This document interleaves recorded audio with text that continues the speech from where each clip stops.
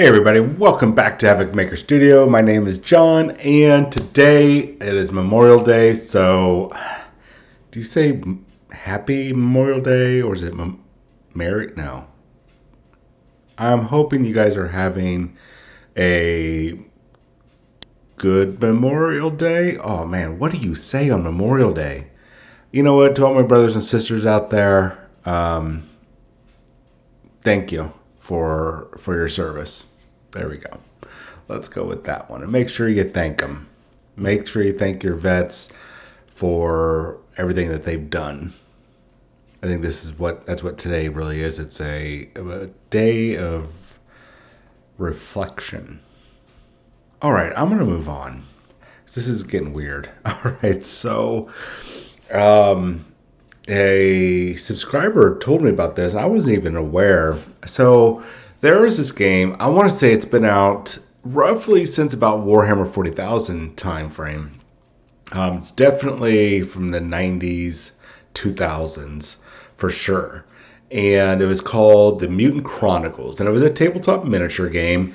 And you know, the miniatures were all metal. They never made their way over to plastic or resin or anything. They were pretty much metal, and they weren't the best quality, but they definitely conveyed the feel of the Mutant Chronicles universe, which is actually a pretty interesting universe.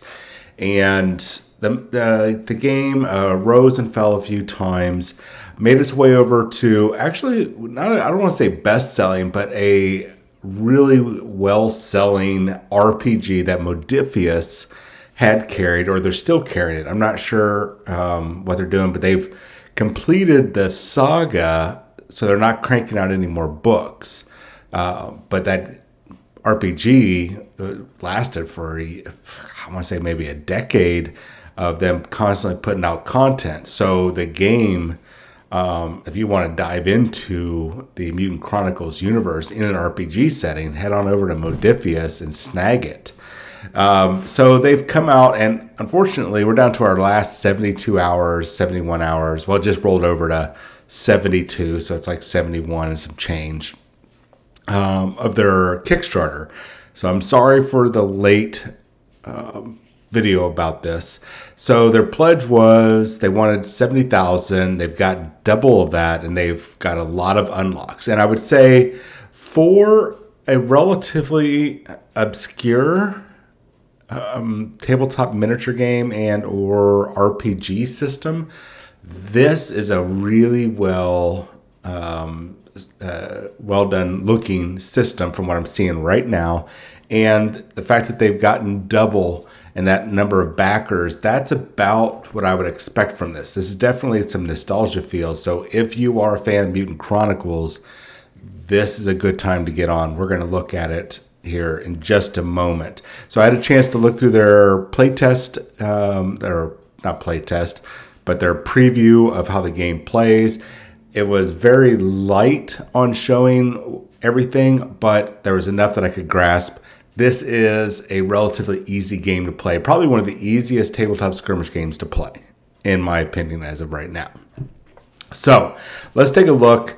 There are a number of factions. It's basically these mega corporations, and if you want to count the Dark Legion and all them, some of the bad guys. I mean, everybody's kind of a bad guy in this game.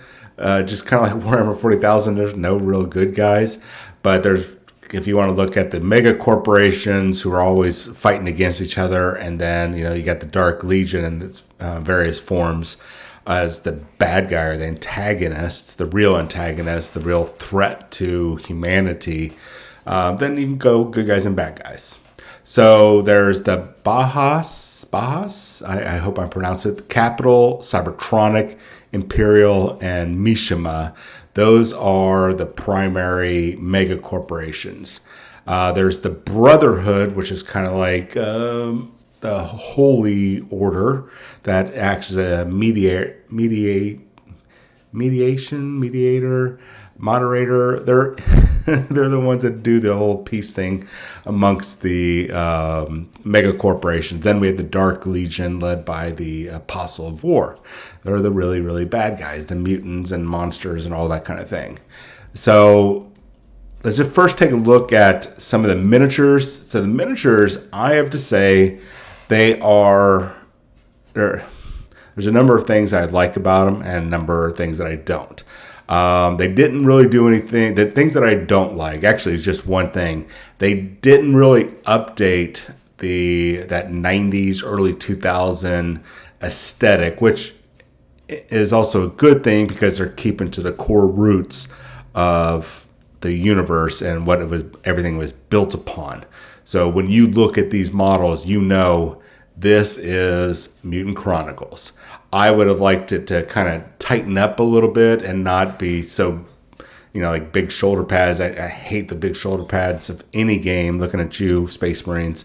But that's it. Now, things I do like, they've gone over some plastic or resin. I know they got the 3D renders. My guess is they're doing the 3D renders and then they're gonna either make resin molds or they're going to go to die cast molds. I doubt they're going to go to die cast molds. I think it's cheaper and for them to go with the resin molds. All you have to do is pour and pull, and you could crank the tons and tons, hundreds of those out in an hour. So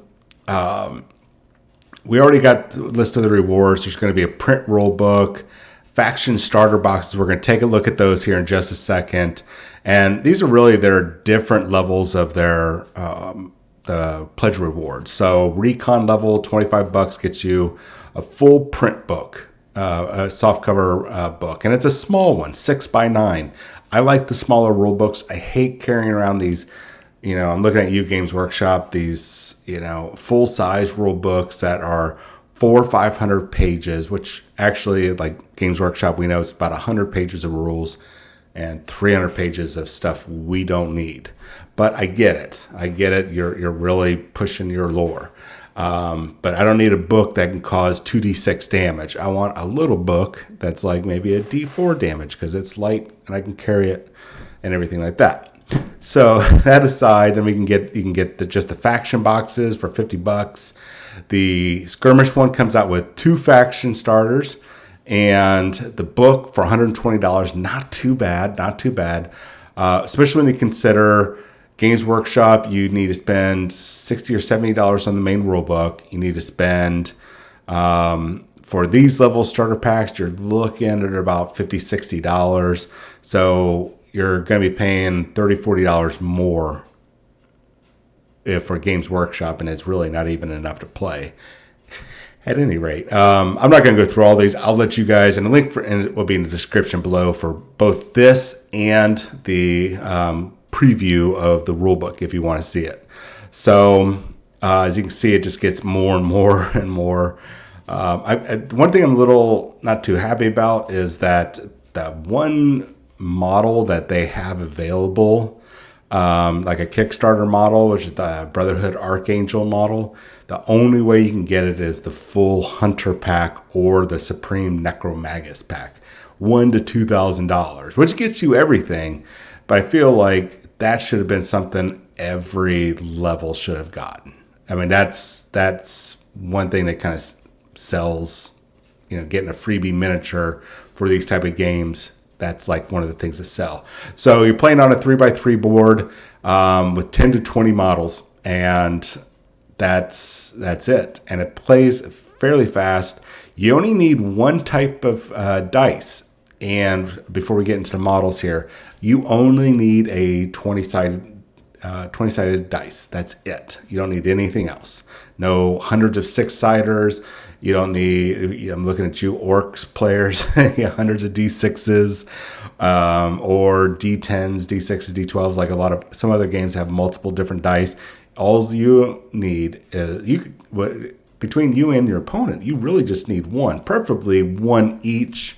That makes it go by faster. If you can have 2, looking at some of the rules here, a couple D20s each would be ideal. Like at least 2 would be really good because there's sometimes where you're going to be rolling 2 dice. But beyond that, that's it. You don't need any more dice. The models are all 32 millimeter. I don't want to show off the color ones, but let's take a look. Like here's the Baja starter set. This one gets you, what, 2, 4, 6, 7 models. Not too bad. Then an expansion box for them, get another 5 models. We know it's $50 for this box, so that's actually not too bad, because you're getting all the rules for all the characters, plus you're getting the models. Okay, I can do that. Actually, you're getting 1, 2, 3, 4, 5, 6, 7 models. Am I not counting? Oh, okay, there's 7 models. 7 models plus the rules for those models, automatically $50. That is actually a good price considering you look at other things. Well, I have to have a $50 box here, plus I need the rule book. That's another $50, and that $50 box is not enough. So I'm actually $150 in for a game, plus the rule book. So now you're at like $200 some odd. All right, moving on. So they have several expansion kits. Here's the Blitzers, we're going to call them the Mortant expansion pack.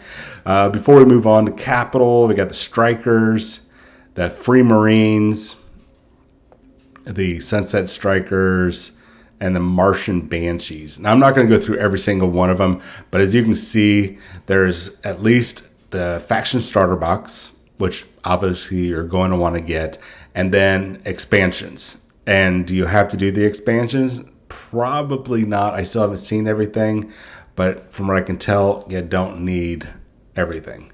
You can probably just get by on a starter box, and that's it.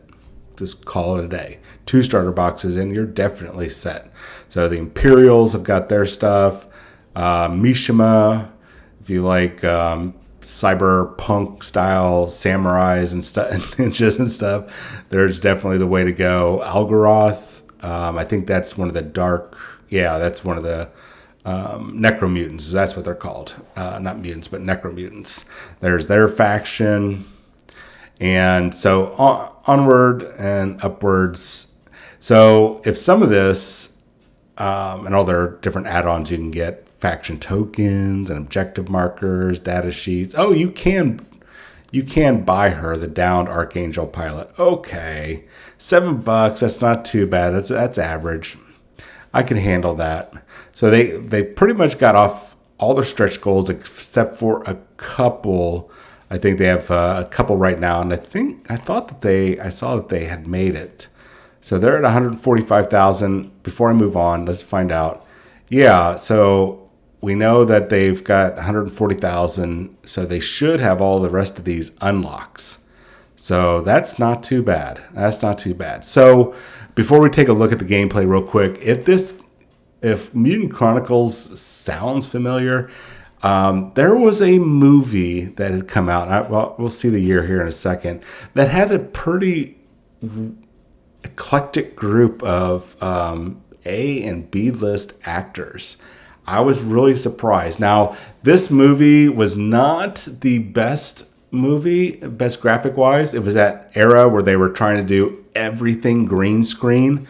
If you remember Sky Captain in the World of Tomorrow or the City of Tomorrow or whatever. I can't remember. There's a couple other movies that came out at that time where it was just all digital background. But it was the first days of it, so people were still trying to figure out how to make it happen. You can do green screens today. Go look at any Marvel movie, and you're just like, "Whoa, this is amazing! This looks real, like a real set." So the movie I'm talking about was the Mutant Chronicles. Had Thomas Jane, Ron Perlman, John Malkovich. I can't remember her first. Devon Aoki, and not John Pertwee, but his son. Actually, I've got their list. Not the best movie, but quality-wise, but story-wise, and some of the action and the costuming, everything fit the world. So if you would like to watch this movie first and then get into the game, I don't think you'll regret it. I think you'll really enjoy it. It's a guilty pleasure because I know the quality of the graphics, not the best. The overall movie, not too bad. I could sit down and enjoy watching this and not have to worry about being critical of anything. Just accept it for what it is and enjoy it. Oh, Sean Pertwee, that's what it was. So 2008 came out, not too bad. I'm sure you could watch it on probably. Oh, they got it right here. It's on Amazon Prime, Apple TV, and Vudu. Guys, you're not going to be too disappointed. Don't expect it to be like Avengers Endgame, but just go and enjoy it. I think you'll enjoy it. So taking a look at the rules, and then we'll wrap this up here. So the rules, like I said, this is you playing with a D20. That's it. So the D20 determines if you hit, if you have a successful hit or successful hits, and then you have a D20 to roll a target number versus a target number, and that determines if you can the level of injury that you may sustain. So with this game, you always want to roll low. The lower the number, the better. Ones are critical successes. 20s are critical failures. I love that. I like that better than the D&D way. I like rolling low. It's just really a personal choice. So like taking damage, let's just jump to that for an example. So taking damage, if you succeeded the target number by 6+, nothing happens. Congratulations, you're set. Succeed the target number by 0 to 5, you are pinned.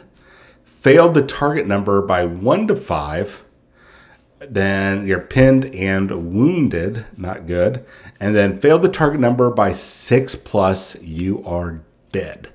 I like that level right there. Those are 4 different things to roll on, and you have your modifiers for armor or cover or whatever.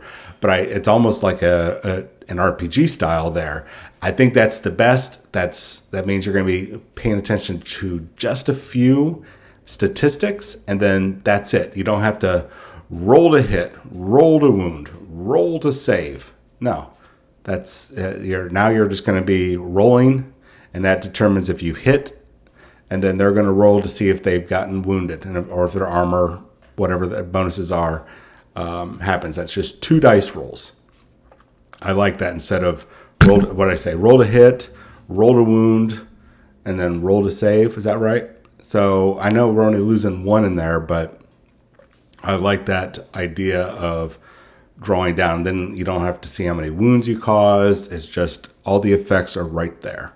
I think that is really easy. There are damage multipliers, and when you have damage multipliers, you'll be taking multiple tests. So let's just say that somebody has a ×2 multiplier. That means that if you are hit, you're going to have to roll 2 dice to see if what your wound levels are. So I think that is really good, and that means this is going to be a fast-paced game. They also have in there, and I know there's a lot of stats up there, which is going to be a little bit off-putting, but at the end of the day, those are the values that you need to roll equal to or less than. So like I said, slight RPG and skirmish, slight RPG in the realm of you're using D20s for everything.